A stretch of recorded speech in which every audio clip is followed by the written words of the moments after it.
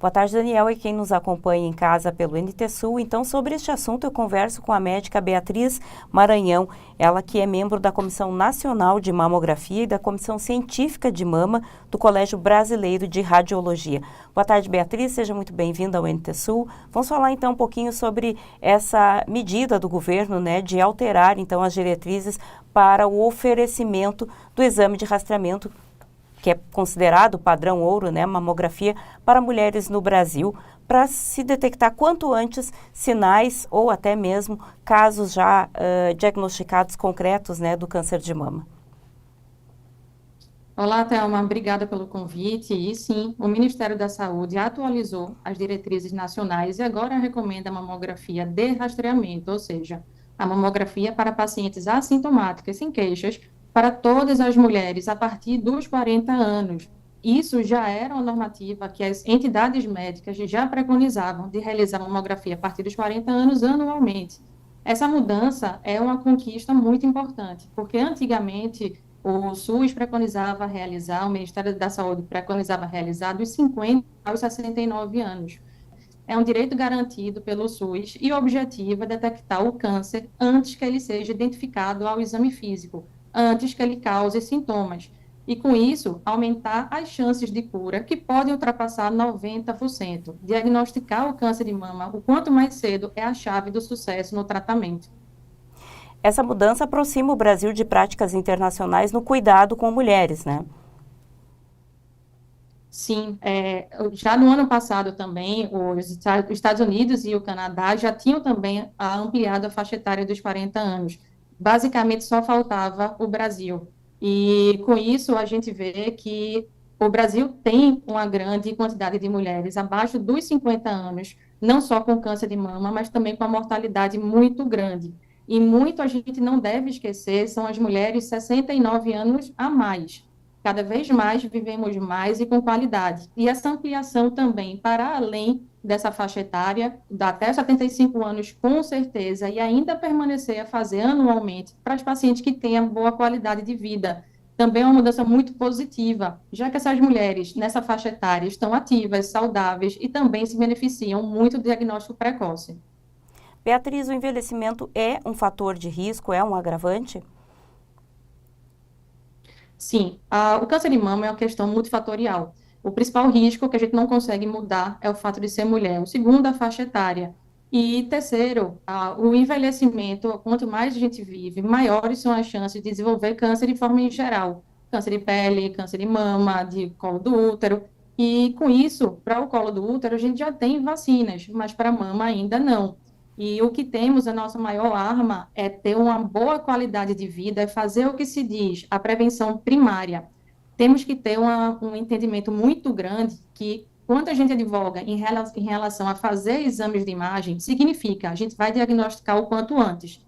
Não quer dizer que é fator protetor, não quer dizer que a paciente realizando todo ano a mamografia, isso previne. O que previne é a prevenção primária, é ter bons estilos de vida, é não utilizar álcool, não fumar, ter um peso adequado. O exercício físico já é compreendido atualmente como uma medida de proteção ao câncer, não só de mama, como também outros cânceres em geral. O fator hereditário é um fator pequeno dentro dessa questão toda multifatorial que se existe em relação ao câncer de mama. Então, a gente tem que fechar a cadeia e fazer as políticas públicas visando a prevenção primária, estimulando exercício físico, manutenção adequada de peso e também bons estilos de vida, como a prevenção secundária, que é o que a gente está falando. É dispor para as pacientes exames de qualidade, exames que permitam um diagnóstico precoce, e segundo, a manutenção do rastreamento de forma sistemática,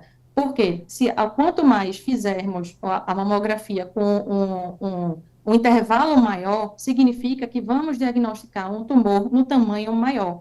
Por isso que o ideal e o preconizado é realizar anualmente, mesmo sem sintomas. Indicadores apontam que 60% dos casos estão concentrados na faixa etária de 50 a 79, 75 anos, melhor dizendo, que é uma faixa de maior risco. Há aí também um dado positivo sobre a cura ou o retrospecto da doença? ainda estamos numa curva ascendente de mortalidade por câncer de mama, por muitos fatores. O principal é a falta de um rastreamento organizado, a falta de adesão das pacientes.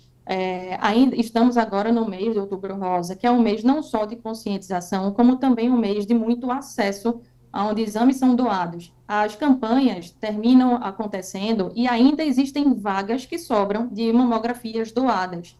Então, existe uma questão cultural, existe uma questão de educação, a gente tem que ir nas escolas, temos que utilizar esses espaços que estamos utilizando agora para poder conscientizar sobre o benefício do diagnóstico precoce. Sim, a gente consegue reduzir a mortalidade, mas a redução da mortalidade vai a dispor exames de boa qualidade que permitam um diagnóstico adequado. Segundo, uma boa condução do tempo que a paciente teve o diagnóstico, já entrar numa esteira de fluxograma, de biópsia e logo depois já tratamento, ou seja, essas pacientes serem navegadas, não ficarem perdidas no sistema do SUS, além como dispor para a paciente um tratamento adequado e também ter essa conscientização do rastreamento organizado.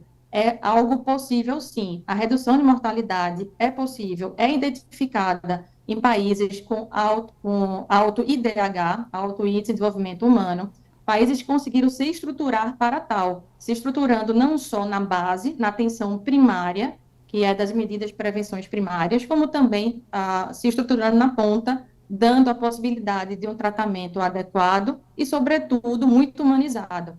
Ainda a gente tem como perspectiva, sim, conseguir essa redução, mas precisamos de um trabalho muito em conjunto da população, das entidades médicas, como também de todo o arsenal que temos de políticas públicas. Qual é a maior dificuldade, além da adesão ao exame, dentro da rede de atenção primária, como tu disseste, que é estratégica? Veja, é entender o sentido da equidade. Precisamos tratar desigualmente quem precisa ter uma maior atenção. As mulheres negras realmente são em situação mais vulnerável e elas têm dificuldade no acesso. Existe a barreira já geográfica de ir ao local fazer mamografia, barreira socioeconômica, deixar de trabalhar para ir fazer o exame também, e fora todas as outras barreiras também culturais.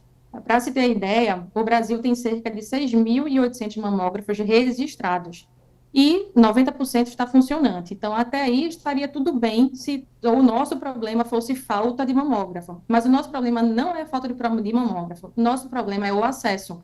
Na rede pública, tem apenas cerca de 2 mamógrafos para cada 100 mil mulheres, que dependem do SUS. Enquanto na rede privada, essa proporção é quase 3 vezes maior. Então, tem grandes diferenças no Brasil inteiro. Estados como Roraima e Pará têm menos aparelhos disponíveis, enquanto Paraíba e Distrito Federal têm mais. Mesmo onde tem mamógrafo suficiente, muitos equipamentos são concentrados nas capitais, o que dificulta o acesso para quem mora em áreas rurais e ribeirinhas. Então, o que falta é a gente conseguir capilarizar a possibilidade do diagnóstico precoce para todas as mulheres. Perfeito. Então, aí existe também um alerta sobre como reorganizar o sistema público de saúde para que facilite o acesso a essas mulheres e não apenas a redução da faixa etária de alcance do exame. Essa reorganização é não só do sistema para receber, sim, como também da adesão das pacientes. Estamos numa era de fake news, de desinformação, e a desinformação afasta as mulheres ao rastreamento. As pacientes abaixo dos 40 ou 50 anos, acham que não são pacientes de risco, mas são. Precisam fazer, sim, a mamografia a partir dos 40 anos. Já as mulheres, após a faixa etária dos 60 anos, mas também acham que já passou da idade de ter câncer de mama, e também não é isso que se entende. Temos que desmistificar. A mamografia é o único método que reduz a mortalidade, salva vidas, de fato.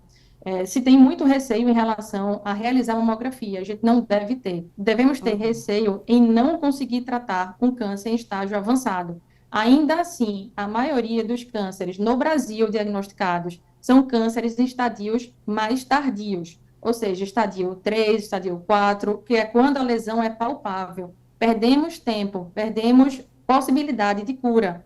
não quer dizer que a paciente no estadio 3 já tem a sua sentença definida, não é isso. Mas torna muito mais agravado a situação da paciente. Agradeço a Beatriz Maranhão, a médica que conversou com a gente sobre essas novas diretrizes do Ministério da Saúde com relação aos exames de rastreamento para o câncer de mama, a mamografia, trazendo aí no final da nossa conversa um dado importante e um chamado a todas as mulheres para que busquem os exames e tratem sempre essa questão como prioritária, porque a prevenção é que é a arma mais segura para evitar o adoecimento e também o tratamento quando ocorrer, né, o diagnóstico. Muito obrigada, Beatriz, mais uma vez. Muito obrigada. E só para lembrar que nós temos que fazer uma adesão grande e que a cobertura da mamografia no Brasil ainda é muito baixa, em torno de 24%. E a OMS, a Organização Mundial de Saúde, preconiza que seja em 70%. Então, depende muito também das pacientes. Com toda a dificuldade que se existe, a gente dá o acesso, sim, mas também e tornar o diagnóstico precoce possível para todas as mulheres e a chance de cura também. Não é o fato de morar longe ou ter menos acesso. Temos vários problemas, mas também temos muita vontade em resolver esse problema. E lembrar que o outubro permanece com essa mesma temática ao longo de todo o ano. Não é somente no Outubro Rosa que a gente tem que lembrar isso. Sempre que cada um tenha algum conhecido, algum parente, pergunta, fez a mamografia esse ano? Se tem a partir dos 40, faz um engajamento. Isso tem muita relevância também. A gente fazer essa corrente do bem faz a grande diferença, não só no diagnóstico, mas também no tratamento. Perfeito, então. Muito obrigada, Beatriz, com quem eu conversei, ela que é médica e membro da Comissão Nacional de Mamografia e da Comissão Científica de Mama do Colégio Brasileiro de Radiologia. De volta contigo aí, Daniel Nunes.